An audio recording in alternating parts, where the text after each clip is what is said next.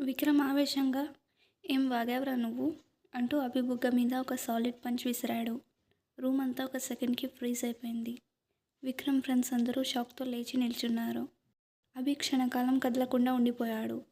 తన బుగ్గపై పడిన ఆ దెబ్బ నొప్పి, షాక్, నమ్మలేని భావాలతో విక్రమ్ వైపు చూశాడు. "What the hell Vikram, did you just punch me?" "నేనేం చేశానురా?" అని అయోమయంగా అడిగాడు. విక్రమ్ వెంటనే అభి దగ్గరికెళ్ళి అతడి కాలర్ను బలంగా పట్టుకొని "ఏం చేశావా? ఏం వాగావురా ఇప్పుడు సంధ్య గురించి నా ముందే ఇంత చీప్గా మాట్లాడతావా?" అని అంటూనే మొహం వాచిపోయేలా రెండోసారి లాగిపెట్టి కొట్టాడు. అభికి ఈసారి చుక్కలు కనిపించాయి. "రేయ్ విక్రమ్, ఆపరా" అని ఫ్రెండ్స్ అరుస్తున్నా వినలేదు. పిడికిలి బిగించి అభి పొట్టలో బలంగా గుద్దాడు. అభికి ఊపిరి ఆగిపోయినంత పనైంది. కింద పడిపోయాడు. విక్రమ్ అంతటితో వదల్లేదు.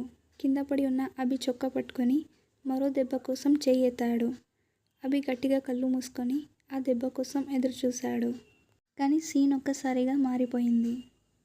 దెబ్బ పడలేదు. సెకండ్ల పాటు నిశ్శబ్దం ఆవరించింది. కొన్ని సెకండ్ల తర్వాత మెల్లిగా కళ్ళు తెరిచి చూసిన అభికి మైండ్ బ్లాంక్ అయింది. విక్రమ్ అప్పటిదాకా ఉన్న కోపాన్ని ఎక్కడ దాచాడో ఏమో కానీ ఇప్పుడు తన కాలర్ వదిలేసి వంగి కూర్చొని అభి బుగ్గను పట్టుకొని ఏదో మార్కెట్లో కూరగాయలు చెక్ చేసినట్టు అటూ ఇటూ తిప్పి పరిశీలనగా చూస్తున్నాడు. "రేయ్ అభి, ఆర్ యూ ఓకే? మరీ అంత గట్టిగా తగిలిందా ఏంటి? దవడ మొత్తం ఎర్రగా అయిపోయింది" అని అన్నాడు. ఆ గొంతులో కనికరం ఉందో లేక వెటకారం ఉందో ఎవరికీ అర్థం కాలేదు. అభి బిత్తరపై చూస్తుంటే పక్కన ఉన్న ఫ్రెండ్స్ పరిస్థితి ఇంకా ఘోరంగా ఉంది. "ఏం అడుగుతున్నావురా? కొట్టి మళ్ళీ ఓకేనా అంటావా? అసలు ఎందుకు కొట్టావురా నన్ను? అయినా ఇనుపు రాడ్ లాంటి నీ చేతితో కొడితే ఎర్రగా కాక ఆకుపచ్చగా అవుతుందా?" అని అరిచాడు అభి. "కూల్ అభి, కూల్. తప్పు నీదే కదరా. సంధ్య గురించి అంత చీప్గా వాగితే పంచ్లు పడకుండా మొదలు పెడతారా ఏంటి? But chill. ఆ దెబ్బతో నీ పాపాలన్నీ కొట్టుకుపోయాయిలే. నీ పనిష్మెంట్ ఓవర్, నా కోపం ఫినిష్. ఇప్పుడు మనం మళ్ళీ ఫ్రెండ్స్" అంటూ కింద ఉన్న అభికి చెయ్యి అందించాడు. కానీ అభి ఆ చేతిని బలంగా విసిరికొట్టి తానే స్వయంగా లేచి నిలబడి "అసలు ఆ పిల్లని అంటే నీకెందుకు మండిపోయింది బే? నువ్వే కదా జస్ట్ లస్ట్ అని అన్నావు. బోర్ కొట్టాక వదిలేస్తా అని అన్నావు. మరి ఇప్పుడేంటి తను ఏదో నీ లవర్లా ఇలా ప్రొటెక్ట్ చేస్తున్నావు" అని నిలదీశాడు. విక్రమ్ చాలా కూల్గా "లస్ట్ అయితే మాత్రం షేర్ చేస్తానా ఏంటి? నేను తనని వదిలేసినాక మీరు దాన్ని ఏం చేసినా ఏ బావిలో తోసినా నాకు అనవసరం. అప్పుడు నా కళ్ళకి గంతలు కట్టుకుంటా. కానీ ఇప్పుడు మాత్రం తను నాది. నా కళ్ళు ఆమె మీద ఉన్నంత వరకు ఎవడు టచ్ చేసినా కమెంట్ చేసినా కనీసం చెడుగా చూసినా నేను టోలరేట్ చేయనురా చెప్తున్నా" అని వార్నింగ్ ఇచ్చినట్టు చెప్తాడు. అప్పుడు రిషి తల గోక్కుంటూ మధ్యలోకి దూరి "ఒక నిమిషం ఆగు. అరే విక్రమ్, నీకు గతం మర్చిపోయే జబ్బు ఏమైనా వచ్చిందా? లేదా ఏమైనా షార్ట్ టర్మ్ మెమరీ లాస్ లాంటిది ఏమైనా ఉందా? గతంలో మేము నీతో ఉన్న అమ్మాయిల మీద డర్టీ జోక్స్ వేశాం, షేర్ కూడా చేసుకున్నాం. అప్పుడు నువ్వు ఎంజాయ్ బాయ్స్ అంటూ గ్రీన్ సిగ్నల్ ఇచ్చేవాడివి. మరి ఇప్పుడు ఈ సంధ్య విషయంలో ఎందుకు ఈ స్పెషల్ బాడీగార్డ్ ట్రీట్మెంట్ రా? తన దగ్గరికి వచ్చేసరికి నీ సాఫ్ట్వేర్ ఏమైనా అప్డేట్ అయిందా?" అని లాజిక్ లాగాడు. విక్రమ్ ఒక వెర్రి నవ్వు నవ్వి "సింపుల్ రా. మనకి వైన్స్లో ఒక బ్రాండ్, కార్లలో ఒక మోడల్, ఫోన్లలో ఒక కంపెనీ, ఇలా ప్రతి కేటగిరీలో ఒక ఫేవరెట్ ఉంటుంది కదా. అలాగే అమ్మాయిలో నాకు సంధ్య అంటే ఫేవరెట్. నా లిస్ట్లో ఉన్న అమ్మాయిలో తను ప్రస్తుతం టాప్ 1 పొజిషన్లో ఉంటుంది. అందుకే తనని స్పెషల్గా చూసుకుంటా. కానీ గుర్తుపెట్టుకోండి, ఫేవరెట్ అయినంత మాత్రాన అది శాశ్వతం కాదు" అన్నాడు విక్రమ్. వినయ్ ఒక్క మాట కూడా మాట్లాడకుండా ఒక సైంటిస్ట్ ఏదో కొత్త రకం వైరస్ని మైక్రోస్కోప్లో చూసినట్లు విక్రమ్ మాటలని, బిహేవియర్ని అబ్జర్వ్ చేస్తున్నాడు. రిషి మాత్రం విక్రమ్ వైపు ఒక వింత జంతువుని చూసినట్టు చూస్తూ "రే విక్రమ్, దండంరా నీకు. అసలు నీ లాజిక్లు ఏంటో, అమ్మాయిల్ని కార్లతో వైన్స్లతో పోల్చడం ఏంటో, లస్ట్ ఉండి కూడా ఇలా కొట్టడం ఏంటో, అసలు నీ మైండ్లో ఏం నడుస్తుందో నాకైతే అర్థం కావడం లేదు" అని అన్నాడు. అప్పుడు వరుణ్ నవ్వుతూ "వీడు ఇంతేరా. వీడికి క్లారిటీ ఉండదు కానీ ఎదుటివాడిని మాత్రం కన్ఫ్యూషన్ గిఫ్ట్గా ఇస్తాడు. అయినా అభి, జిమ్లో గంటలు గంటలు వర్కౌట్లు చేసేది ఎందుకు బే? ఇలా విక్రమ్ గాడి చేతిలో ఒక పంచ్కి కింద పడిపోవడానికా? ఆ బాడీ పెంచింది కేవలం గర్ల్ ఫ్రెండ్స్ ముందు షో కొట్టడానికేనా? వాడు నిన్ను కొడుతుంటే కనీసం డిఫెన్స్ కూడా చేయలేకపోయావు. వెరీ షేమ్ఫుల్ రా" అని ఎగతాళి చేశాడు. అప్పుడు అభి ఊగిపోతూ "నేను తిరిగి ఎందుకు కొట్టలేదో తెలుసా? వీడు నన్ను కొడతాడని నేను కలలో కూడా ఎక్స్పెక్ట్ చేయలేదు. ఆ షాక్తో ఉండిపోయాను తప్ప చేతగాక కాదు. నెక్స్ట్ టైం నా మీద మళ్ళీ చేయి పడితే సీన్ ఇంకోలా ఉంటుంది" అని నేరుగా విక్రమ్ని చూస్తూ హెచ్చరించాడు. అభి మాటలకు విక్రమ్ మొహంలో ఒక వికృతమైన నవ్వు కనిపించింది. అతడు తన చేయిని అభి తల వెనక భాగం మీద పెట్టి పసిపిల్లాడిని నిమురుతున్నట్లు నిమురుతూ, రేయ్ అభి, ఆ నెక్స్ట్ టైం అనేది రాకూడదని ఆ దేవుడిని కోరుకో. ఎందుకంటే అప్పుడు మన ఫ్రెండ్షిప్ కూడా నిన్ను కాపాడదు. ఈసారి కొట్టి వదిలేశాను కానీ నెక్స్ట్ టైం సంధ్య విషయంలో నీ నోరు గనక జారితే నువ్వు కాదు, హాస్పిటల్లో నీ బాడీ రిపోర్ట్స్ మాట్లాడతాయి. కాబట్టి సంధ్య విషయంలో నీ నోరు కాదు కదా, కనీసం నీ ఆలోచన కూడా కంట్రోల్లో పెట్టుకో. అక్కడ వరకు తెచ్చుకోకుండా బంగారు తండ్రి అంటూ నవ్వుతూనే వెన్నులో వణుకు పుట్టేలా స్వీట్ వార్నింగ్ ఇచ్చాడు. విక్రమ్ మాటలకు గదిలో ఉన్న వాళ్ళంతా నిశ్శబ్దంగా ఉండిపోయారు. అభి కళ్ళల్లో కోపం ఉన్నా విక్రమ్ కళ్ళల్లోని ఆ వికృతమైన నిశ్చలత్వం చూసి గొంతు దాటి మాట బయటికి రాలేదు. ఫ్రెండ్స్ అందరూ ఒకరి మొహాలు ఒకరు చూసుకుంటున్నారు. అప్పుడు ఆ నిశ్శబ్దాన్ని చీలుస్తూ విక్రమ్ ఒక్కసారిగా గట్టిగా నవ్వాడు. ఆ నవ్వు ఆ గదిలోని గంభీర వాతావరణాన్ని ముక్కలు చేసేసింది. ఏంట్రా అందరూ అలా అయిపోయారు? ఏదో శ్మశానంలో కూర్చున్నట్లు ఆ మొహాలేంటి? చాలా అన్నీ మర్చిపోండి. రే రిషి, వాల్యూమ్ పెంచు. అభి, ఫ్రెండ్స్ అన్నాక గొడవలు కామన్ రా. ఆ దెబ్బతో మన బంధం ఇంకా స్ట్రాంగ్ అయిందనుకో. ఇదిగో నీ ఫేవరెట్ విస్కీ. ఇది లోపలికి వెళ్తే ఆ పెయిన్ అంతా ఫట్మని మాయమైపోతుంది అంటూ గ్లాస్ నింపి అందించాడు విక్రమ్. కానీ అభి మాత్రం గ్లాస్ తీసుకోకుండా ఇంకా సీరియస్గానే చూస్తున్నాడు. అభి, తగ్గరా స్వామి, కరుణించు. నీకు దెబ్బ తగిలిందో లేదో కానీ నిన్ను కొట్టిన నా చేయి మాత్రం విపరీతంగా నొప్పి పెడుతుంది. ఇదిగో చూడు, నువ్వు కానీ ఈ గ్లాస్ తీసుకోలేదో నా కోపం కట్టలు తెంచుకుంటుంది. అప్పుడు ఈ గ్లాస్ని ఇప్పుడే మన రిషిగాడి నెత్తిన కొట్టి పగలగొడతా. ఆ పాపం నీకు అవసరమా అంటూ గ్లాస్ని రిషి తల వైపు తీసుకెళ్లాడు. రిషి షాక్ అయి, ఒరేయ్, కొట్టింది నువ్వు, దెబ్బ తగిలింది వాడికి, మధ్యలో నా నెత్తి పలగడం ఏంటిరా? ఏంటా లాజిక్ అని అరిచాడు. లాజిక్లు లేవురా. వాడు కానీ ఈ గ్లాస్ తీసుకోకపోతే బలి పశువి నువ్వే అవుతావు. నీ రక్తం చూసైనా వీడు కరగాలి అన్నాడు విక్రమ్ మొండిగా. ఆ బ్లాక్మెన్ డ్రామా చూసి అభి కోపం నవ్వుగా మారింది. నీ ఓవరాక్షన్ తగలయ్యా. ఆ రిషిని వదిలేయ్, వాడికి హార్ట్ అటాక్ వచ్చేలా ఉంది అంటూ నవ్వుతూ గ్లాస్ అందుకున్నాడు. సరే, ఈ ఒక్కసారికి నీ విషం లాంటి ఈ స్నేహాన్ని భరిస్తాను, కానీ మళ్ళీ ఇలాంటిది జరగకూడదు అనడంతో మ్యూజిక్ మళ్ళీ జోరందుకుంది. మరుసటి రోజు 9:30 దాటిన విక్రమ్ గురక పెట్టి నిద్రపోతుంటే శోభ గదిలోకి వచ్చి కిటికీ కాటన్లను ఒక్క ఉదుటున పక్కకు లాగింది. విక్రమ్ నిద్రలో ముఖం చిట్లించి, మామ్ ప్లీజ్ ఆ లైట్ ఆఫ్ చేయి, నన్ను పడుకోనివ్వు అని అన్నాడు. శోభ దుప్పటిని లాగేస్తూ, రేయ్, ఇది లైటు కాదురా, సూర్యుడు. లేవరా నాయనా, ఇప్పటికే 9:30 దాటింది. హాల్లో మీ నాన్నగారు డైనమైట్లా వెయిట్ చేస్తున్నారు. ఆయన పెళ్ళితే నీ పరిస్థితి ఏంటో తెలుసు కదా అని అంది. విక్రమ్ బద్ధకంగా, నాన్నకు కోపం వచ్చిందా అని అడిగాడు. అప్పుడు శోభ, కోపం రాక కోలాటం ఆడతారా? నిన్న రాత్రి నువ్వు ఎలా వచ్చావో తెలుసా? 2 గార్డ్స్ నిన్ను ఒక బియ్యం బస్తాల భుజాల మీద వేసుకుని తెచ్చారు. మీ నాన్న షాక్లో ఉండగానే నువ్వు ఆయన వైపు చూసి, హాయ్ బ్రో, పార్టీకి రాలేదేంటి అని అడిగావు. ఆ దెబ్బతో ఆయన మైండ్ బ్లాంక్ అయింది అని చెప్పింది. విక్రమ్ ఒక్కసారిగా లేచి కూర్చున్నాడు. తల పట్టుకొని పాత విషయాలను గుర్తు తెచ్చుకోవడానికి ట్రై చేశాడు. కానీ ఒక్క ముక్క కూడా గుర్తు రాలేదు. త్వరగా ఫ్రెష్ అయ్యిరా, లేకపోతే ఆయన ఇక్కడికే వచ్చేలా ఉన్నారు అని వార్నింగ్ ఇచ్చి వెళ్ళిపోయింది శోభ. విక్రమ్ బద్ధకంగా లేచి బాత్రూంలోకి వెళ్ళాడు. కాసేపటికి విక్రమ్ నీరసంగా డైనింగ్ టేబుల్ దగ్గరికి వచ్చాడు. ప్రతాప్ సీరియస్గా పేపర్ చదువుతుంటే శోభ బ్రేక్ఫాస్ట్ తింటుంది. విక్రమ్ని చూడగానే ప్రతాప్ పేపర్ పక్కన పెట్టారు. ఏంటి విక్రమ్ గారు, లేచారా?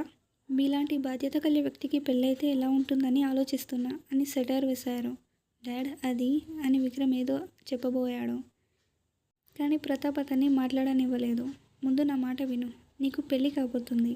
రేపు ఇంటికి కోడలు వస్తుంది. అప్పుడు కూడా ఇలాగే ఉంటావా? నిన్న రాత్రి అలా తాగి తందనాలాడడం ఏంటి? నువ్వు ఒక ఫ్యామిలీ మ్యాన్ అవ్వాలిరా. ఇలా తాగిన మైకంలో ఊగడం కాదు అని గట్టిగా మందలించారు. విక్రమ్ గొంతు సవరించుకొని, డాడ్, అంత సీరియస్ అవ్వకండి. అది నా లాస్ట్ బ్యాచిలర్ పార్టీ. ఇకపై ఇలాంటివి జరగవు. రేపు సంధ్య వచ్చాక నేను మారిపోతాను కదా అని ఒక ఫన్నీ లుక్ ఇచ్చాడు. అదే చెప్తున్నా, ఇకపై జరగకుండా చూసుకో. సరే, తొందరగా బ్రేక్ఫాస్ట్ చెయ్యి. నేను కూడా నీతో పాటు ఆఫీస్కి వస్తా. అక్కడ నువ్వు ఏం వెలగబెడుతున్నావో నా కళ్ళతో చూస్తా అని హెచ్చరించారు. విక్రమ్ వెంటనే చలాకీగా, తప్పకుండా రండి డాడ్. మీ అబ్బాయి ఆఫీస్ని ఎలా వెళుతున్నాడో మీరే చూడండి. వచ్చి చూస్తేనే కదా నా టాలెంట్ ఏంటో మీకు తెలిసేది. కానీ ఒక చిన్న రిక్వెస్ట్ డాడ్. ఇప్పుడు నేను సంధ్య కలిసి షాపింగ్కి వెళ్దామని ప్లాన్ చేసుకున్నాం. ఆఫీస్ విజిట్ మరెప్పుడైనా పెట్టుకుందాం. అప్పుడు మీకు అన్నీ ప్రశాంతంగా దగ్గర ఉండి చూపిస్తా అని చెప్పాడు. ఆ మాట వినగానే ప్రతాప్ మొహం వైవోట్ల బల్బుల వెలిగింది. కొడుకు పెళ్లి పనుల్లో ఇంత యాక్టివ్గా ఉండడం చూసి ఆయన మురిసిపోతూ, తప్పకుండా వెళ్ళి రండిరా, ఆఫీస్ పనులు ఎప్పుడైనా చూసుకోవచ్చు, వెళ్ళండి.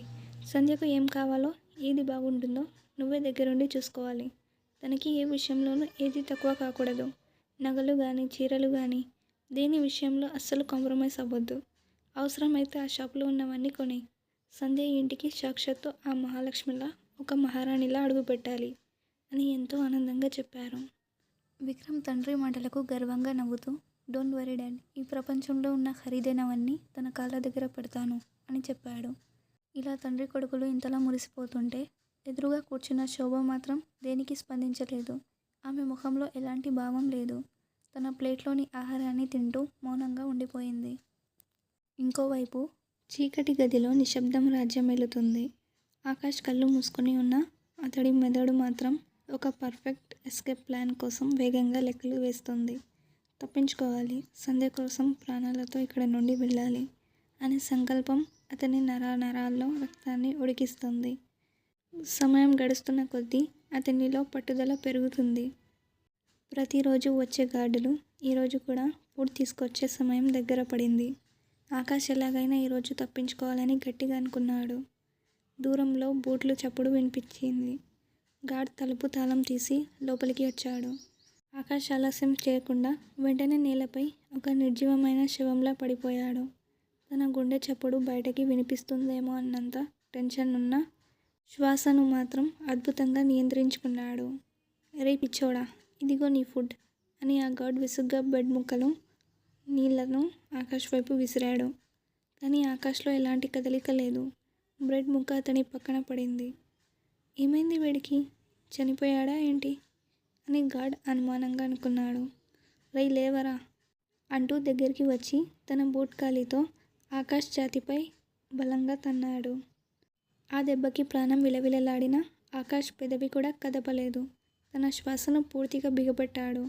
దాంతో ఆ గార్డ్ నిజంగానే చనిపోయాడని పరీక్షించడానికి ముఖాన్ని తాకడానికి వంగాడు. అదే ఆకాష్ వేచి చూస్తున్న క్షణం. గార్డ్ వంగిన మరుక్షణం ఆకాష్ మెరుపు వేగంతో తన చేతులకు ఉన్న గొలుసులను ఆ గార్డ్ మెడ చుట్టూ పాములా బిగించాడు. ఊహించని ఈ దాడికి గార్డ్ షాక్ అయ్యాడు. గొంతు నుండి కనీసం కేక కూడా రాకుండా ఆకాష్ తన బలాన్నంతా ఉపయోగించి గొలుసును లాగాడు. ఊపిరి అందక గార్డ్ కళ్ళు పైకి తిరిగాయి. కాళ్ళు నేలకేసి కొట్టుకుంటున్నాయి. కొద్దిసేపటికే అతడి శరీరం నిశ్చలమై నేలకు ఒరిగింది. ఆకాష్ ఏమాత్రం సమయం వృధా చేయకుండా గార్డ్ నడుముకు ఉన్న గన్ తీసుకున్నాడు. తన కాళ్లకు ఉన్న బేడీల తాళం దొరక్కపోయేసరికి గన్తో గొలుసుల మధ్యలో కాల్చి వాటిని విరగగొట్టాడు. కాల్పుల శబ్దానికి ఆ భవనం అంతా ప్రతిధ్వనించింది. మిగతా గార్డులు అలర్ట్ అయిపోయారు. కారిడార్లో అడుగుల సవ్వడి, అలారం శబ్దం హోరెత్తిపోతుంది.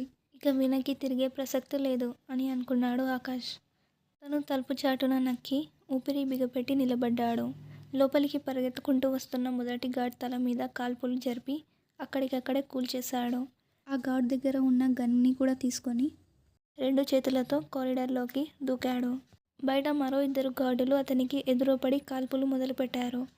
ఆకాష్ అక్కడ ఉన్న సిమెంట్ స్తంభాలకు ఆసరాగా చేసుకొని ఎదురు దాడి చేశాడు. బుల్లెట్లు అతని చెవి పక్కన నుండి దూసుకుపోతున్నా అతడి గురి మాత్రం తప్పలేదు. వారిద్దరినీ మట్టి కరిపించి నరక కూపం నుండి బయటికి రాగానే ఎదురుగా దట్టమైన అడవి కనిపించింది. అతడు ఆగకుండా పరిగెత్తడం మొదలుపెట్టాడు. కాళ్ళకు చెప్పులు లేవు. పదునైన రాళ్ళు పాదాలకు కొస్తున్నా, చెట్లు కొమ్మలు చర్మాన్ని చీలుస్తున్నా అతనికి అవేమీ పట్టడం లేదు. శరీరం నుంచి రక్తం కారుతుంది. ఊపిరితిత్తులు గాలి కోసం కొట్టుకుంటున్నాయి. ప్రపంచమంతా కళ్ళ ముందు తిరుగుతున్నట్లుగా ఉన్న సంధ్యను కాపాడాలన్న తపనే అతన్ని ముందుకు నడిపించింది. ఇటు సంధ్య పరిస్థితి ఇప్పుడు సొంత ఇంట్లోనే ఖైదీలా మారిపోయింది. ఆమె స్వేచ్ఛకు సంకెళ్ళు వేసింది మరెవరో కాదు, శృతి. శృతి నిఘా ఎంత కఠినంగా ఉందంటే సంధ్య కనురెప్ప వేసినా విక్రమ్కు తెలిసిపోతుందేమో అన్నంత భయం ఆమెకు ఆవహించింది. శృతి కళ్ళు కెమెరా లెన్స్లా నిరంతరం సంధ్యనే అనుసరిస్తున్నాయి. కనీసం తన గదిలో తలుపు వేసుకొని మనసులోని భారమంతా కన్నీళ్లుగా మార్చి ఏడవడానికి కూడా ఆమెకు ఏకాంతం దొరకడం లేదు. సంధ్య అడుగు బయట పెట్టినా, ఎవరికైనా చిన్న సందేహం పంపినా, చివరికి గుక్కెడు నీళ్లు తాగినా ప్రతి చిన్న విషయం క్షణాల్లో విక్రమ్ ఫోన్కి రిపోర్ట్ వెళ్ళిపోతుంది. తిన్నదా లేదా, పడుకుందా లేదా, సీక్రెట్గా ఎవరితోనైనా మాట్లాడిందా, ఇలా ప్రతి కదలికను శృతి విక్రమ్ను చేరవేస్తూ సంధ్య చుట్టూ గోడలను నిర్మించింది. ఆ ఇంట్లో సంధ్య ఊపిరి తీసుకోవడానికి కూడా శృతి అనుమతి కావాలేమో అన్నట్లుగా ఉంది పరిస్థితి. ఆ ఉక్కిరిబిక్కిరి చేసే వాతావరణం భరించలేక కనీసం కాసేపైనా ప్రశాంతంగా ఉండొచ్చని ప్రియను స్కూల్లో డ్రాప్ చేస్తానని వంకతో సంధ్య బయలుదేరింది. కానీ శృతి వదల్లేదు. సంధ్య కోపడితే, మిమ్మల్ని ఒంటరిగా బయటికి పంపిస్తే సార్ నాపైన ఫైర్ అవుతారు అంటూ మొండిగా స్కూటీ ఎక్కి కూర్చుంది. సంధ్య ఏమీ చేయలేక ముందుకు సాగింది. ప్రియ స్కూల్కి వెళ్ళిపోయాక ఇల్లంతా నిశ్శబ్దంగా ఉంది. బ్రేక్ఫాస్ట్ ముగించిన విక్రమ్ సంధ్యకు ఫోన్ చేసి, సంధ్య రెడీగా ఉండు, మనం షాపింగ్కి వెళ్తున్నాం అని అధికారికంగా చెప్పి ఫోన్ పెట్టేశాడు. విక్రమ్ అంటే ఉన్న భయంతో సంధ్య మరో మాట్లాడకుండా త్వరగా రెడీ అయి అతడి కోసం ఎదురు చూడసాగింది. సరిగ్గా 10 నిమిషాలకు విక్రమ్ వచ్చి ఆమెను ఎక్కించుకొని షాపింగ్ మాల్ వైపు వేగంగా పోనిచ్చాడు. కారు మాల్ ముందు ఆగగానే వాతావరణం ఒక్కసారిగా మారిపోయింది. సెక్యూరిటీ నుంచి మేనేజర్ వరకు అందరూ అప్రమత్తయ్యారు.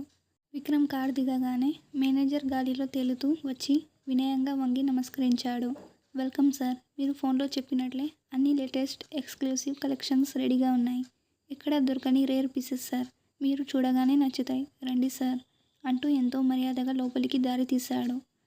లోపల వెళ్ళగానే స్టాఫ్ అంతా తమ పనులన్నీ పక్కన పెట్టి విక్రమ్ పట్ల గౌరవంతో నిశ్శబ్దంగా నిలబడ్డారు. సామాన్యులకు ప్రవేశం లేని ఆ విఐపిలోకి వాళ్ళని తీసుకెళ్లారు. ఒక్కోటి 90 lakhs పైన ఖరీదైన చీరలను చూపించారు. మేడం, మీరు నిజంగానే చాలా లక్కీ సార్, మీకోసం స్పెషల్గా ఆర్డర్ ఇచ్చి మరీ ఈ డిజైన్స్ తెప్పించారు. ఇండియాలో ఉన్న బెస్ట్ డిజైనర్స్ వర్క్ ఇది అని మురిసిపోతూ చెప్పాడు మేనేజర్. నా బతుకు ఇలా తగలబడుతుంటే వీడికి నేను అదృష్టవంతురాలిగా కనిపిస్తున్నానా అని మనసులో చేదుగా అనుకుంది సంధ్య. విక్రమ్ ఒక చేత్తో సంధ్య నడుమును గట్టిగా చుట్టేసి ఆమెకు తన శరీరానికి దగ్గరికి లాక్కున్నారు. ఆమె తప్పించుకోలేనంత కఠినంగా ఉంది అతడి పట్టు. విక్రమ్ ఆమె చెవి దగ్గరికి వంగి తక్కువ స్వరంతో, ఏంటి సంధ్య, మేనేజర్ అంతలా పొగుడుతుంటే మొహం అలా పెట్టావు? నీ పెదవుల మీద నవ్వు లేకపోతే నాకు ఎంత కోపం వస్తుందో తెలుసు కదా. నేను కోపంలో ఉన్నప్పుడు ఎంత రాక్షసంగా ప్రవర్తిస్తానో మళ్ళీ నీకు గుర్తు చేయాలా? నవ్వు. ఇక్కడ ఉన్న గర్ల్స్ అందరూ నిన్ను చూసి అసూయపడేలా ఒకసారి అందంగా నవ్వు. లేదంటే ఇప్పుడు నా వేళ్ళు ఇంకాస్త కిందికి వెళ్తాయి. అది నీకు ఇష్టం ఉండదు కదా అంటూ తన వేళ్లను ఆమె నడుము నుండి చీర లోపలికి మరింత కిందికి జారుస్తూ ఒత్తిడి పెంచాడు.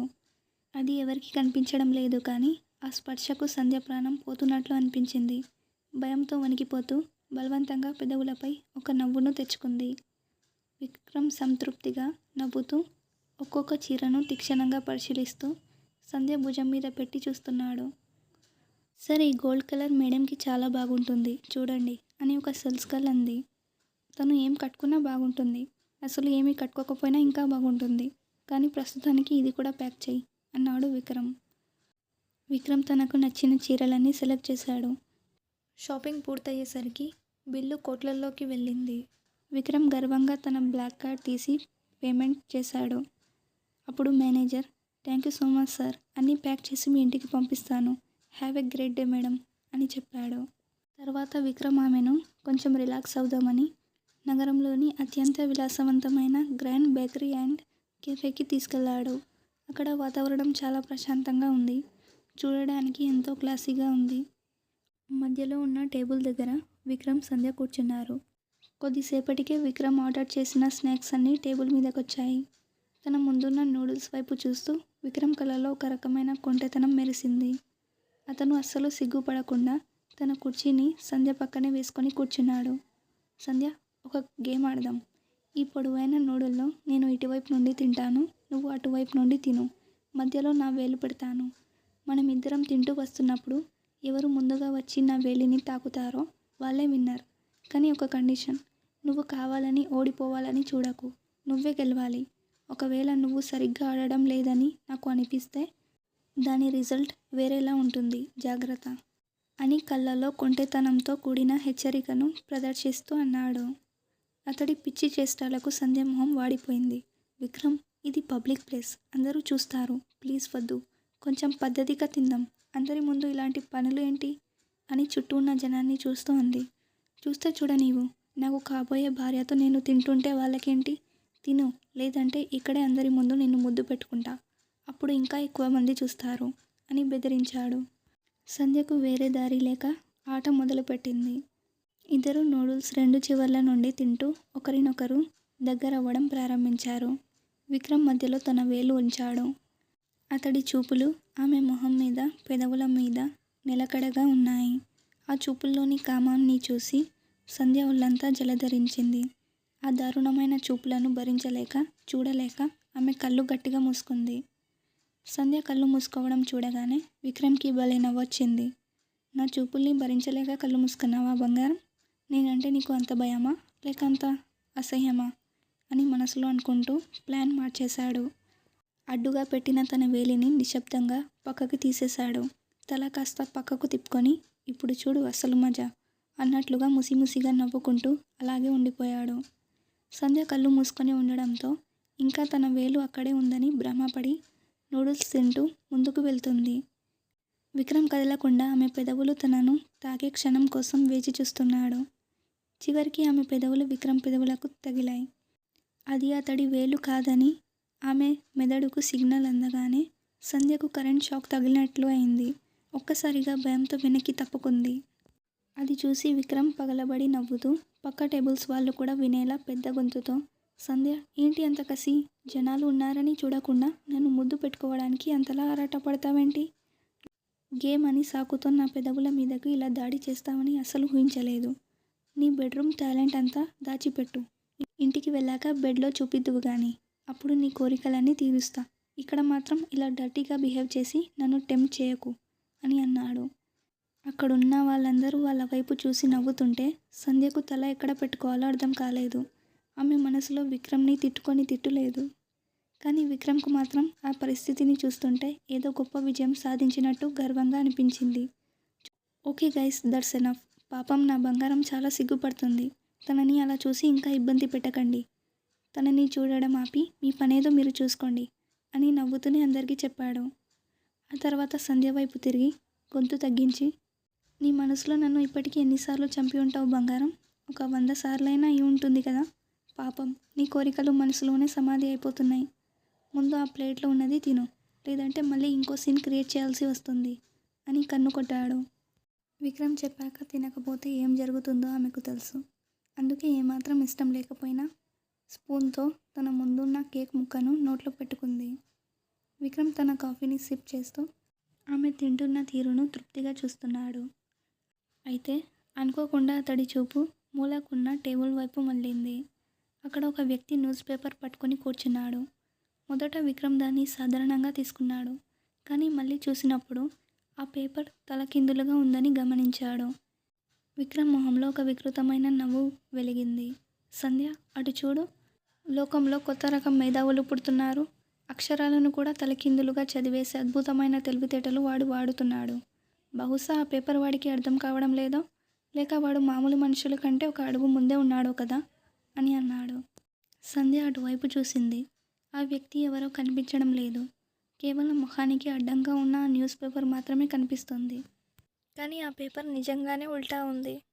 ఆ టెక్నిక్ ఏంటో మనం కూడా నేర్చుకుందామని సంధ్య. రేపు పొద్దున మన శత్రువుల తలలు కిందికి, కాళ్ళు పైకి పెట్టి వేలాడి తీసినప్పుడు వాళ్ళ ముఖాల్లోని భయాన్ని కూడా మేము రివర్స్లో చదవచ్చు కదా అని సంధ్య కళ్ళలోకి సూటిగా చూస్తూ క్రూరంగా నవ్వాడు. కానీ మరుక్షణమే విక్రమ్ ముఖంలో నవ్వు మాయమైంది. అతడు కాఫీ కప్ను టేబుల్ మీద ఉంచి ఆ వ్యక్తిని నిశితంగా గమనించసాగాడు. పిల్లి ఎలుకను వేటాడే ముందు చూసేలా అతని చూపుల్లో ఏదో తెలియని క్రూరత్వం ఉంది. 5 నిమిషాల పాటు సాగిన ఆ నిశ్శబ్దంలో అతడి దవడలు కోపంతో బిగుసుకుపోయాయి. సంధ్య, నాకేదో అనుమానంగా ఉంది. వాడు మన మీద నిఘా పెట్టడానికే వచ్చాడని నా 6th సెన్స్ చెప్తుంది. వాడి పని ఇప్పుడే చెప్తా అంటూ విక్రమ్ కుర్చీలోంచి లేవబోయాడు. వీడు ఇప్పుడు గొడవ చేస్తాడని సంధ్య అతడి మణికట్టును పట్టుకొని ఆపింది. విక్రమ్, బహుశా అతడు అన్ఎడ్యుకేటెడ్ పర్సన్ ఏమో. పాపం, ఏదో పెద్ద కెఫేకి వచ్చాం కదా, ఇక్కడ అందరూ ఏదో పనిలో బిజీగా ఉన్నారు. తను మాత్రం ఖాళీగా కూర్చుంటే బాగుండదని అందరిలా ఏదో స్టైల్గా కనిపిద్దామని ఆ టేబుల్ మీద ఉన్న పేపర్ పట్టుకొని ఉంటాడు. అతనికి అక్షరాలు రావేమో, అందుకే అది తిరిగేసి ఉందని తెలియక సరిగ్గా ఉందో కూడా గమనించలేదు. అయినా ఇక్కడ ఇంతమంది ఉన్నారు, ఎవరి పనిలో వాళ్ళు ఉన్నారు. ఆఖరికి ఇక్కడ పనిచేసే వాళ్ళు కూడా అతన్ని అసలు పట్టించుకోవడం లేదు. నువ్వెందుకు పట్టించుకుంటున్నావు? అతనెవరో, ఎందుకు అలా చేస్తున్నాడో నీకెందుకు, వదిలేయ్ అని అంది. విక్రమ్ ఆగి తన చేతిని పట్టుకున్న సంధ్య వేళ్ళ వైపు చూశాడు. ఆమె స్పర్శ అతనికి నచ్చింది, కానీ ఆమె మాటలకు అతనికి నవ్వు వచ్చింది. చూడు నా బుజ్జి బంగారం, అందరిలా నేను కూడా పట్టించుకోకుండా ఉండడానికి నేను అందరిలో ఒకడిని కాదు. నా చుట్టూ శత్రువులు పొంచి ఉన్నారు. నేను ఒక నార్మల్ పర్సన్ని కాదన్న విషయం నీకు ఇంకా అర్థం కావడం లేదు. నా నీడని కూడా నేను నమ్మను. నా చుట్టూ ఉన్న గాలిలో కూడా విషం కలిపే మనుషులు ఉంటారు. ప్రతి అడుగులో ప్రమాదాన్ని పసిగట్టడం నాకు అలవాటు.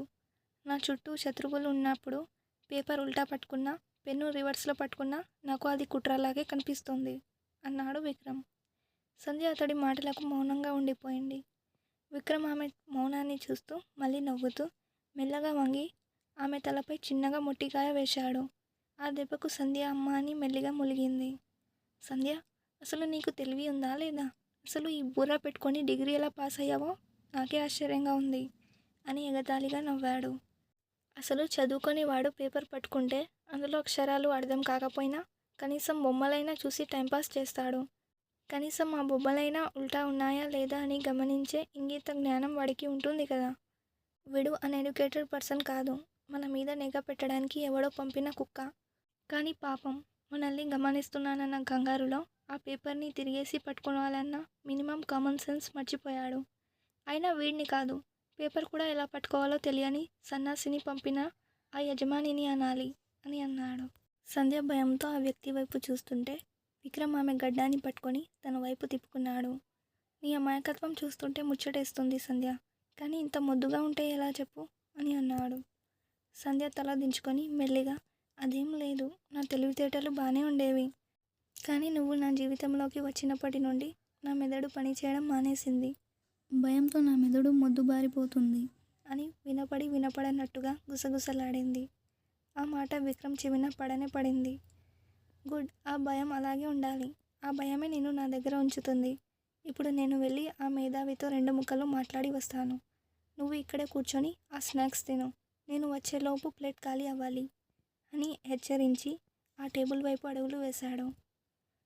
విక్రమ్ ఆ వ్యక్తి దగ్గరికి వెళ్ళి అతడి ముందున్న టేబుల్ మీద 2 చేతులు ఆనించి వంగి చాలా మర్యాదగా, ఏంటి తమ్ముడు, పేపర్లో ఏదైనా ఇంట్రెస్టింగ్ వార్తలు ఉన్నాయా? అంటే ప్రపంచమంతా తలకిందులైపోయిందని ఏమైనా వేశాడా? లేక నువ్వే ప్రపంచాన్ని కొత్త కోణంలో చూద్దామని ఇలా పట్టుకున్నావా అని అడిగాడు.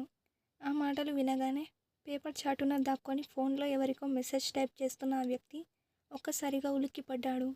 విక్రమ్ తన ముందే ఉన్నాడని అర్థం కావడంతో అతడి వెన్నుల్లో వణుకు మొదలైంది. చేతిలో ఉన్న ఫోన్ కింద పడపోయినంత పనైంది. ఏంటి తమ్ముడు మాట్లాడవు? నా బంగారం, నువ్వు అమాయకుడివి అంటుంది. కానీ నాకేమో నువ్వు ఎవడో పంపిన కుక్కలా కనిపిస్తున్నావు. నీ కళ్ళు పేపర్ మీద లేవు, దొంగలా మా వైపు తొంగి చూస్తున్నాయి. నేనేదో నాకు కాబోయే భార్యతో సరసాలాడుతుంటే మధ్యలో నీ దొంగ చూపేంటిరా అని అన్నాడు. ఆ వ్యక్తి గజగజ వణుకుతుంటే విక్రమ్ మరింత దగ్గరికి వెళ్ళి వికృతంగా నవ్వుతూ, ఒక పని చేయి తమ్ముడు, ఆ పేపర్ వెనుక దాక్కొని ఎందుకలా కష్టపడతావు? అది పక్కన పడేసి మా ముఖాలు నేరుగా చూడు. ఈ దొంగచాటు చూపులు, ఈ దొంగ నాటకాలెందుకు? అలాగే నీ బాస్కి వీడియో కాల్ చేసి లైవ్ టెలికాస్ట్ చేయి. పాపం నీ బాస్కి తన లైఫ్లో మజా లేనట్టుంది, అందుకే నన్ను చూసి నేర్చుకుందాం అనుకుంటున్నాడేమో కదా. చెప్పు, నా రొమాన్స్లో ఏ యాంగిల్ వాడికి ఇష్టమో అడుగు, కొంచెం డీటెయిల్స్గానే ఎక్స్ప్లెయిన్ చేస్తా అంటూ విక్రమ్ ఒక్కసారిగా ఆ వ్యక్తి చేతిలో నీ పేపర్ని బలంగా లాగేశాడు. ఆ వ్యక్తి ముఖం భయంతో పాలిపోయింది. లేదు సార్, నేను వెళ్ళిపోతాను అంటూ తడబడ్డాడు. విక్రమ్ ఆ వ్యక్తి భుజం మీద చేయి వేసి, అప్పుడే ఎక్కడికి తమ్ముడు, ఈ పేపర్లో ఒక ముఖ్యమైన వార్త ఉంది, అది చదవకుండా వెళ్తే ఎలా? చూడు, ఇక్కడ హెడ్లైన్ ఉంది, ఒక గుర్తు తెలియని వ్యక్తి శవం ముక్కలుగా దొరికింది, చంపింది ఎవరో పోలీసులకు కూడా తెలియదు. ఆ వార్త నీకు సరిగ్గా చదవడం రావడం లేదు కదా, రా నేను చూపిస్తా అని అన్నాడు. అంతే, ఆ వ్యక్తికి తడిసిపోయింది. విక్రమ్ కళ్ళల్లో ఉన్న రాక్షసత్వాన్ని చూడగానే అతడికి తన చావు గుర్తొచ్చింది. విక్రమ్ మళ్ళీ ఏదో అనబోతుండగా ఆ వ్యక్తి ప్రాణభయంతో కుర్చీని పక్కకు తోసేసి ఒక్క దూకు దూకి పారిపోయాడు. ఏ యాగు అని సింహంలా గర్జిస్తూ విక్రమ్ అతడి వెంట పడ్డాడు. అక్కడ ఉన్న వాళ్ళంతా ఒక్కసారిగా షాక్కి గురయ్యారు. సంధ్య ఏం జరుగుతుందో అర్థం కాక శిల్పంలా ఉండిపోయింది. లండన్లోని రాజేంద్ర ప్రసాద్ గారి నివాసంలో వాతావరణం చాలా సందడిగా ఉంది. డైనింగ్ టేబుల్ మీద రకరకాల వంటకాలు సిద్ధంగా ఉన్నాయి. శ్రేయ గారు, రాజశేఖర్ గారు, సాంకేత్ కలిసి భోజనం చేస్తున్నారు. ఇషిక మాత్రం తన పెళ్లి కలల్లో మునిగిపోయి ముఖంలో వెలిగిపోతున్న ఉత్సాహంతో వచ్చి టేబుల్ దగ్గర కూర్చుంది. రాజేంద్ర ప్రసాద్ నవ్వుతూ, ఏమ్మా ఇషిక, ఈరోజు నీ మొహంలో 1000 వాట్ల బల్బు వెలుగుతుంది. ఏంటి సంగతి? విక్రమ్ కానీ శోభ కానీ ఫోన్ చేశారా? అసలు వాళ్ళు ఇండియాకి అంత అర్జెంట్గా వెళ్ళిపోవడానికి కారణం ఏంటి? ఏమైనా చెప్పారా అని అడిగారు. ఇషిక సంతోషంగా వడ్డించుకుంటూ కళ్ళల్లో మెరుపుతో, అవును డాడ్, ఆంటీతో మాట్లాడాను. విక్రమ్ వాళ్ళ కంపెనీలో ఏదో పెద్ద క్లయింట్ ఇష్యూ వచ్చిందంట. పాపం విక్రమ్ దానివల్ల చాలా స్ట్రెస్ ఫీల్ అవుతున్నాడట. అందుకే ఇమ్మీడియట్గా ఇండియా వెళ్ళాల్సి వచ్చిందంట. ఆ మ్యాటర్ సాల్వ్ అవ్వగానే మళ్ళీ ఎంగేజ్మెంట్ కోసం తిరిగి వచ్చేస్తామని చెప్పారు అని చెప్పింది. రాజేంద్ర ప్రసాద్ కనుబొమ్మలు ముడిచి, క్లయింట్ ఇష్యూనా? ఇక్కడి నుంచి సాల్వ్ చేసుకోవచ్చు కదా, అక్కడికి వెళ్ళే అవసరం ఏముంది అని అన్నారు. అప్పుడు ఇషిక తల్లి శ్రేయ గారు కలువ చేసుకుంటూ, చిన్న సమస్య అయితే వాళ్ళు ఇక్కడి నుంచే చేసుకునేవారు కదా, ఏదో పెద్ద చిక్కే వచ్చి ఉంటుంది, అందుకే కనీసం మాకు కూడా సరిగ్గా చెప్పకుండా వెళ్ళిపోయారు అని అంది. అప్పుడు రాజేంద్ర ప్రసాద్ గారు, సమస్య ఏదైనా కావచ్చు శ్రేయ, కానీ ఆ సమస్య కోసం నిశ్చితార్థాన్ని పక్కన పెట్టేయడం నాకు అస్సలు నచ్చలేదు. అయినా ఎంతటి సమస్య అయినా నేను సాల్వ్ చేయగలను. ఒక ఫోన్ చేస్తే చాలు, అది ఏదైనా. ఈ రాజేంద్ర ప్రసాద్ పేరు చెబితే అక్కడ నిమిషాల్లో పనులు జరిగిపోతాయి. నేను ఇప్పుడే ఫోన్ చేసి అసలు విషయం ఏంటో కనుక్కుంటాను. ఆ సమస్యని చిటికెలో పరిష్కరిస్తాను అంటూ ఫోన్ తీశారు. కానీ ఇషిక అడ్డుపడుతూ, వద్దు డాడ్, నేను ఆంటీతో చెప్పాను డాడ్ హెల్ప్ చేస్తారని. కానీ ఆంటీ మాత్రం వద్దు, వాళ్ళే హ్యాండిల్ చేసుకోగలరు అని చెప్పారు అని చెప్పింది. దానికి రాజేంద్ర ప్రసాద్ గారు, అదేం కుదరదు ఇషిక, నాకు కాబోయే అల్లుడు, నా కుటుంబం అనుకున్న వాళ్ళు అక్కడ ఏదో సమస్యలో ఇబ్బంది పడుతుంటే నేను ఇక్కడ కూర్చొని నిశ్చితంగా భోజనం చేస్తూ ఊరుకోలేను అని చెప్పాడు. అప్పుడు శ్రేయ గారు, కానీ వాళ్ళు సహాయం వద్దని స్పష్టంగా చెప్తున్నప్పుడు మనం జోక్యం చేసుకోవడం అంత మర్యాదగా ఉండదేమో. మనం ఏదో వాళ్ళని తక్కువ చేసి చూస్తున్నామని వాళ్ళు భావించే ప్రమాదం ఉంది. ప్రతి ఒక్కరికి ఒక సెల్ఫ్ రెస్పెక్ట్ ఉంటుంది. ముఖ్యంగా శోభ లాంటి వాళ్ళు ఇలాంటి విషయాల్లో చాలా సెన్సిటివ్గా ఉంటారు. ఒకసారి ఆలోచించండి అని చెప్పింది. అప్పుడు సాంకేత్ గ్లాస్లో నీళ్లు తాగి ఒక తెలివైన సలహా ఇచ్చాడు. అయితే ఒక పని చేద్దాం, వాళ్లకు తెలియకుండానే ఆ ప్రాబ్లం ఏంటో కనుక్కొని మనమే దాన్ని సాల్వ్ చేద్దాం అని చెప్పాడు. రాజేంద్ర ప్రసాద్ మొహంలో ఒక్కసారిగా గర్వం, సంతోషం కలిసి కనిపించాయి. గుడ్ ఐడియా సాంకేత్, అది నా కొడుకంటే వాళ్ళకి తెలియకుండానే సమస్యను తుడిచేద్దాం. అదే మనం విక్రమ్కి ఇచ్చే బెస్ట్ ఎంగేజ్మెంట్ గిఫ్ట్ అవుతుంది అని వెంటనే ఏమాత్రం ఆలస్యం చేయకుండా ఇండియాలో ఉన్న తన నమ్మకస్తుడైన స్నేహితుడికి ఫోన్ చేశాడు. హలో శేఖర్, ఎలా ఉన్నావు? నీకో చిన్న పని అప్పగిస్తున్నా. మన ప్రతాప్ తెలుసు కదా, వాళ్ళ కంపెనీలో ఏదో మేజర్ క్లయింట్ ఇష్యూ అంట. అసలు ఆ ప్రాబ్లం ఏంటో ఒకసారి ఆరాతి, ఎవరికి ఫోన్ చేయాలో, ఎక్కడ మాట్లాడాలో చెప్పు. ఆ ఇష్యూని ఇక్కడితో క్లోజ్ చేద్దాం. కానీ ఒక విషయం, నా పేరు మాత్రం ఎక్కడ బయటికి రాకూడదు, అంతా సైలెంట్గా జరిగిపోవాలి అని చెప్పాడు. అప్పుడు శేఖర్, తప్పకుండా రాజేంద్ర, ఇప్పుడే వివరాలు కనుక్కొని 10 నిమిషాల్లో నీకు కాల్ బ్యాక్ చేస్తా అని చెప్పాడు. అందరూ మళ్ళీ తినడం మొదలుపెట్టారు. ఇషిక విక్రమ్ పడుతున్న టెన్షన్ తగ్గిపోతుందని, అంతా శుభం జరుగుతుందని ఎంతో ఆశగా ఫోన్ వైపు చూస్తూ తింటుంది. సరిగ్గా 10 నిమిషాల తర్వాత అందరి ఉత్కంఠను పెంచుతూ రాజేంద్ర ప్రసాద్ ఫోన్ రింగ్ అయింది. చెప్పు శేఖర్, ఏంటి సంగతి అని అడిగాడు. రాజేంద్ర, నువ్వు చెప్పింది నిజమేనా? నేను మొత్తం ఎంక్వైరీ చేశాను, కానీ ప్రతాప్ కంపెనీలో ఎలాంటి ఇష్యూ లేదు. అసలు ఒక క్లయింట్ కూడా కంప్లైంట్ ఇవ్వలేదు. ఇన్ఫ్యాక్ట్ వాళ్ళ బిజినెస్ అంతా చాలా స్మూత్గా రన్ అవుతుంది అని చెప్పాడు శేఖర్. రాజేంద్ర ప్రసాద్ షాక్తో కుర్చీలో నుండి లేచి, ఏంటి, సమస్య లేదా? Check it clearly Shekhar. వాళ్ళు ఎంగేజ్మెంట్ పనులు పక్కన పెట్టి మరీ ఇండియా వెళ్ళారంటే ఏదో బలమైన కారణం ఉండాలి అని చెప్పాడు. అప్పుడు శేఖర్, నేను గ్యారంటీగా చెప్తున్నాను రాజేంద్ర, బిజినెస్ పరంగా వాళ్ళకి ఒక్క రూపాయి నష్టం కానీ, ఒక్క చిన్న గొడవ కానీ లేదు. నీకు ఎవరో తప్పుడు సమాచారం ఇచ్చారు అని చెప్పాడు. రాజేంద్ర ప్రసాద్ ఫోన్ పెట్టేసి నిశ్శబ్దంగా ఉండిపోయారు. సాంకేత్, ఏమైంది డాడ్, శేఖర్ అంకుల్ ఏం చెప్పారు అని అడిగాడు. అప్పుడు రాజేంద్ర, అసలు వాళ్ళ కంపెనీలో ఎలాంటి ప్రాబ్లం లేదంట, అంతా నార్మల్గా ఉందంట అని చెప్పారు. అందరూ షాక్ అయిపోయారు. ఇషిక కంగారుగా. మరి ఆంటీ ఎందుకు అలా చెప్పారు అని అంది. రాజేంద్ర ప్రసాద్ గారు తీవ్రమైన ఆలోచనలో, అదే నాకు అర్థం కావడం లేదు. అబద్ధం చెప్పాల్సిన అవసరం ఏమొచ్చింది? అసలు వాళ్ళు ఎందుకు అబద్ధం చెప్పారో ఇప్పుడే తెలుసుకుంటా అంటూ శోభ గారికి ఫోన్ చేశారు. ఫోన్ రింగ్ అవ్వగానే రాజేంద్ర ప్రసాద్ పేరు చూసి ఒక క్షణం గుండె ఆగిపోయినంత పనైంది శోభకి. గొంతు సవరించుకొని చాలా వినయంగా, హలో నమస్తే అన్నయ్య గారు, బాగున్నారా అని అంది. అప్పుడు రాజేంద్ర ప్రసాద్ గారు చాలా గంభీరంగా, మేము బాగానే ఉన్నామండి, కానీ మీరే బాగున్నట్టు అనిపించడం లేదు. అసలు ఏం జరుగుతుంది అక్కడ? క్లయింట్ ఇష్యూ అని, కంపెనీ ప్రాబ్లం అని మాకు అబద్ధాలు ఎందుకు చెప్తున్నారు అని అడిగారు. శోభ కంగారు పడుతూ కవర్ చేయడానికి ప్రయత్నిస్తూ, అయ్యో అబద్ధం ఎందుకు చెప్తామండి, నిజంగానే ప్రాబ్లం ఉందండి, అందుకే కదా అంత హడావిడికి బయలుదేరి వచ్చాం అని చెప్పింది. అప్పుడు రాజేంద్ర ప్రసాద్ కాటువగా, శోభ గారు నాతో గేమ్స్ ఆడకండి. ఇండియాలో నాకున్న నెట్వర్క్ గురించి మీకు ఐడియా లేదనుకుంటా. ఇప్పుడే ఎంక్వైరీ చేయించాను. మీ కంపెనీలో ఎలాంటి క్లయింట్ ఇష్యూ లేదు, అసలు ఏ ప్రాబ్లమే లేదు. మా ఇషికతో ఎందుకు అబద్ధం చెప్పారు అని అడిగారు. అయ్యో రాజేంద్ర గారు, మీరు అనవసరంగా అనుమానపడుతున్నారు అని శోభ చెప్తుంటే రాజేంద్ర ప్రసాద్ గారు మధ్యలో కల్పించుకొని కోపంగా, చూడండి శోభ గారు, నాకు అబద్ధాలు చెప్తే అస్సలు నచ్చదు. ముఖ్యంగా నా కూతురి విషయంలో ఏదైనా తేడా జరిగితే నేను ఊరుకోను. మీ మాటలు వింటుంటే మాకు మీరు ఏదో దాస్తున్నారని అనిపిస్తుంది. అందుకే ఒక నిర్ణయం తీసుకున్నా అని చెప్పారు. ఏం నిర్ణయం అండి అని అడిగింది శోభ. అప్పుడు రాజేంద్ర ప్రసాద్, మీరు ఇక్కడికి రావడం కాదు, ఇప్పుడే మేమే అక్కడికి బయలుదేరుతున్నాం. ఇప్పుడే ఇండియాకి టికెట్స్ బుక్ చేయమని సాకేత్కి చెప్తాను. రేపు సాయంత్రం కల్లా మేము మీ ఇంట్లో ఉంటాం. అసలు ఏం జరుగుతుందో మా కళ్ళతో మేమే చూస్తాం. మీరు ఏదైనా దాచాలని చూస్తే అది మీకే ప్రమాదం అని చెప్పారు. అయ్యో అన్నయ్య గారు, అంత దూరం నుండి మీరు రావడం ఎందుకు? మేమే పని పూర్తి చేసుకొని వచ్చేస్తాం కదా అని అంది. మీరు ఆపడానికి ప్రయత్నిస్తున్నారంటే అక్కడ ఏదో పెద్ద అనార్థం జరుగుతుందని నాకు క్లారిటీ వచ్చేసింది. అల్లుడు గారు ఏ ప్రాబ్లంలో ఉన్నారో, ఏ క్లయింట్తో బిజీగా ఉన్నారో రేపు సాయంత్రం కల్లా మేము వచ్చి చూస్తాం. అప్పుడే అన్నీ ముఖాముఖి తేల్చుకుందాం. ఇక ఈ విషయంలో మరో మాట లేదు, ఉంటాను అని ఫోన్ పెట్టేశాడు. రాజేంద్ర ప్రసాద్ ఫోన్ కట్ చేయగానే శోభ చేతిలోని మొబైల్ కింద పడిపోయింది. గదిలో ఏసీ ఉన్నా ఆమెకు చెమటలు పట్టేస్తున్నాయి. అయిపోయింది, అంతా అయిపోయింది. ఆ రాజేంద్రకి ఏదో తేడా కొట్టింది. ఇప్పుడు ఏం చేయాలి అనుకుంటూ తల పట్టుకొని ఆందోళనగా సోఫా మీద కూలబడింది. విక్రమ్ ఒక అమ్మాయితో రిలేషన్షిప్లో ఉన్నాడని తెలిస్తే ఇంత మంచి సంబంధం చేజారిపోతుందనే ఆమెకు భయం పట్టుకుంది. అదే భయం మెల్లిగా కోపంగా మారింది.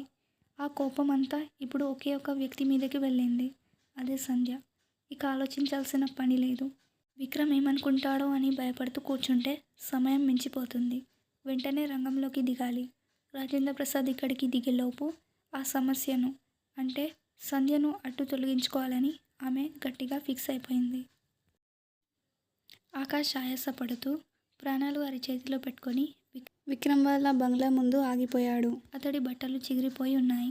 కాళ్ళ నుండి రక్తం కారుతుంది. ముఖం మీద గాయాలు అతని దీనస్థితిని చాటి చెప్తున్నాయి. ఆ క్షణంలో అతనికి తెలిసిన ఏకైక దారి ప్రతాప్. కేవలం ప్రతాప్ గారు మాత్రమే ఇప్పుడు తనని ఈ నరకం నుండి బయటపడేయగలడని ఆ ఒక్క నమ్మకంతోనే ఇంత దూరం పరిగెత్తుకుంటూ వచ్చాడు. కానీ అక్కడున్న సెక్యూరిటీ గార్డులు ఆకాష్ను చూసి ఎవరో బిచ్చగాడు లేదా పిచ్చోడు అనుకొని అడ్డుకున్నారు. ఎవడ్రా నువ్వు, ఇక్కడ నుండి వెళ్ళిపో, ఇది పెద్దవాళ్ళు ఉండే చోటు, నీలాంటి వాళ్ళు వచ్చే చోటు కాదు అంటూ గర్జించారు. ఆకాష్ కళ్ళలో నీళ్లు సుడులు తిరుగుతుండగా గాయాల నొప్పిని భరిస్తూ దీనంగా ప్రాధేయపడ్డాడు. ప్లీజ్ నన్ను ఒక్కసారి లోపలికి వెళ్ళనివ్వండి. నేను ప్రతాప్ సార్ని కలవాలి. ప్లీజ్ నా మాట వినండి. నేను ఆయనతో మాట్లాడాలి అని అన్నాడు. అపాయింట్మెంట్ ఉందా అని సెక్యూరిటీ అడిగాడు. లేదు కానీ అని ఆకాష్ సమాధానం ఇచ్చేలోపే వారు అతన్ని ఏమాత్రం కనికరం లేకుండా బలంగా వెనక్కి తోసేశారు. ఆకాష్ తడబడి కింద పడిపోయాడు. ఒళ్ళంతా నొప్పి పుడుతున్నా ఆయాసపడుతూ మళ్ళీ లేచాడు. లోపలికి వెళ్ళనివ్వరని అర్థమయ్యాక గేట్ను పట్టుకొని తన గొంతులో ఉన్న శక్తినంతా కూడగట్టుకొని ఆవేదనతో గట్టిగా అరిచాడు. సార్, ప్రతాప్ సార్, ఒక్కసారి బయటికి రండి అని గొంతు చించుకొని అరుస్తున్నాడు. వెంటనే సెక్యూరిటీ గార్డులు మళ్ళీ అతన్ని వెనక్కి నెట్టేసి కొట్టబోయారు. కానీ ఆ అరుపులు లోపల ఉన్న ప్రతాప్ చెవిన పడ్డాయి. గేటు దగ్గర ఏదో గొడవ జరుగుతుందని గ్రహించిన ఆయన వెంటనే గబగబా బయటికొచ్చారు. ఏం జరుగుతుంది ఇక్కడ? ఏంటి గొడవ అని గంభీరంగా అడిగారు ప్రతాప్. సెక్యూరిటీ సమాధానం చెప్పేలోపే నేలపై పడి ఉన్న ఆకాష్ను చూసి ప్రతాప్ ఒక్కసారిగా షాక్కి గురయ్యారు. ఆకాష్, నువ్వా? ఏమైంది నీకు? ఈ స్థితిలో ఉన్నావేంటి? అంటూ పరుగున వచ్చి అతన్ని పట్టుకున్నారు. ప్రతాప్ స్పర్శ తగలగానే ఆకాష్లోని ఆవేదన ఒక్కసారిగా కట్టలు తెంచుకుంది. ఆయన చేతులను గట్టిగా పట్టుకొని బోరున ఏడ్చాడు ఆకాష్. సార్, విక్రమ్ సంధ్యను అంటూ ఏడుపులో మాటలు రాక తడబడుతూ చెప్పడానికి ప్రయత్నించాడు. ప్రతాప్ కళ్ళలో ఆందోళన కనిపిస్తున్నా అతన్ని ఓదారుస్తూ, ముందు లోపలికి రా, ప్రశాంతంగా ఉండు, నేనున్నాను కదా, అసలు ఏం జరిగిందో నెమ్మదిగా చెప్పు అని ఆకాష్ భుజం మీద చేయి వేసి ఇంట్లోకి తీసుకెళ్లారు. లోపలున్న శోభ వెంటనే తన కార్ కీస్ తీసుకొని ఆవేశంగా మెట్లు దిగి కిందికొచ్చింది. సంధ్య ఇంటికి వెళ్ళి స్వయంగా వార్నింగ్ ఇచ్చి అవసరమైతే బలవంతంగానైనా వాళ్ళని నగరం దాటించాలని ఆమె ప్లాన్. కానీ హాల్లోకి అడుగు పెట్టగానే ఎదురుగా కనిపిస్తున్న దృశ్యాన్ని చూసి ఆమె ఒక్కసారిగా స్తంభించిపోయింది. ప్రతాప్ ఆకాష్ భుజంపై చేయి వేసి తీసుకురావడం చూసి శోభ ముఖం అసహ్యంతో ముడతలు పడింది. చిగిరిపోయిన బట్టలు, ఒళ్ళంతా రక్తంతో ఉన్న ఆకాష్ను చూడగానే ఆమెకు ఒళ్ళు మండిపోయింది. శోభ కటువుగా, ఏంటండి ఇది? అసలు బుద్ధి ఉందా మీకు? ఎవడో దిక్కులేని వాడు రోడ్డు మీద చేస్తుంటే ఆ దరిద్రాన్ని ఇలా మన హాల్లోకి తీసుకొస్తారా? మీకు అంతగా దాన ధర్మాలు చేయాలని పిచ్చి ఉంటే తీసుకెళ్ళి ఏదైనా గవర్నమెంట్ హాస్పిటల్ పడేయండి, లేదంటే రోడ్డు పక్కనే పాతేయండి. అంతేకాని ఇలాంటి దరిద్రాన్ని ఇంట్లోకి తీసుకొచ్చి మన ఇంటిని పాడు చేయకండి. వెంటనే ఇతని బయటికి నెట్టేయండి అంటూ అరిచింది. ప్రతాప్ ఒక్కసారిగా ఆగి తీవ్రమైన కోపంతో ఆమె వైపు చూశారు. నోర్ముయ్ శోభ, అతిగా మాట్లాడకు. ఇతను ఎవరో ముక్కు మొహం తెలియని వ్యక్తి కాదు. నేను నీకు ఎప్పుడూ చెప్తూ ఉంటానే, మా కంపెనీలో మోస్ట్ టాలెంటెడ్ మేనేజర్ అని. ఇతనే ఆ ఆకాష్. ప్రాణాపాయంలో ఉన్న ఒక మనిషిని చూసి జాలి పడాల్సింది పోయి నీ హోదా పిచ్చితో ఇంత నీచంగా మాట్లాడతావా అని గట్టిగా మందలించారు. ఆ మాట వినగానే శోభ ఒక్కసారిగా షాక్ అయింది. ఇతనేనా ఆకాష్ అని ఆశ్చర్యపోతూనే అతని పరిస్థితి చూసి అయోమయంగా, అయ్యో, ఇతనే ఆ మేనేజర్ ఆకాష్ అని నాకు తెలియక ఏదో అన్నానండి. అయినా అసలు ఇతనికి ఈ గతి ఎలా పట్టింది? ఇలా ఒళ్ళంతా రక్తంతో ప్రాణాపాయ స్థితిలో ఎందుకున్నాడు? ఎవరు అటాక్ చేశారు అని అడిగింది. ప్రతాప్ ఏమీ సమాధానం చెప్పకుండా ఆకాష్ మీదే దృష్టి పెట్టారు. అతన్ని సోఫాలో కూర్చోబెట్టి అతని చేతులకు మంచినీళ్ళు గ్లాస్ ఇచ్చారు. ముందు ఈ నీళ్లు తాగు ఆకాష్, కాస్త తేరుకో అన్నారు ఆందోళనగా. నీళ్లు తాగి కొంచెం కుదుటపడ్డాక ప్రతాప్ అతని గాయాలను చూస్తూ, ఏమైంది ఆకాష్? అసలు నువ్వు ఈ స్థితిలో ఉండడానికి కారణం ఎవరు? ఇంత నిన్ను ఎవరు కొట్టారు అని అడిగారు.